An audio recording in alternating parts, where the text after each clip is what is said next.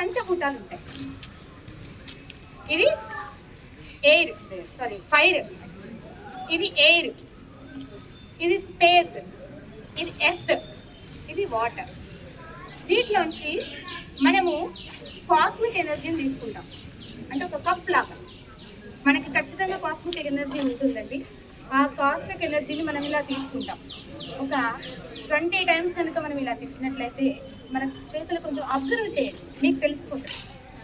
ఇలా ఉంది కదా, చేతులు బౌల్ లాగా పెట్టాలి. బౌల్ లాగా రౌండ్ బాల్ లాగా చేసుకుంటాము. చేసుకొని ఇప్పుడు చూడండి, ఇలా ఈ వేళ్ళు ఇలా భుజాలు సమాంతరంగా పెట్టేసి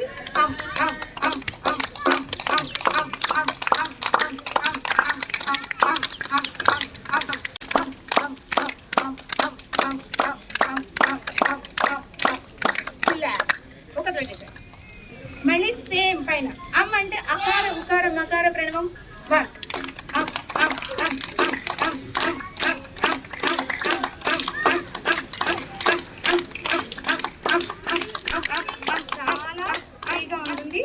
ఇక తర్వాత చక్కగా యోగ నిద్ర ఈ 3 చేసేసి చేతులు కాళ్ళు ఫ్రీగా పెట్టేసి ఈ ముక్కు నుంచి పెదం వరకు గాలి పోతూ ఉన్నదాన్ని గమనిస్తూ ఉండాలి.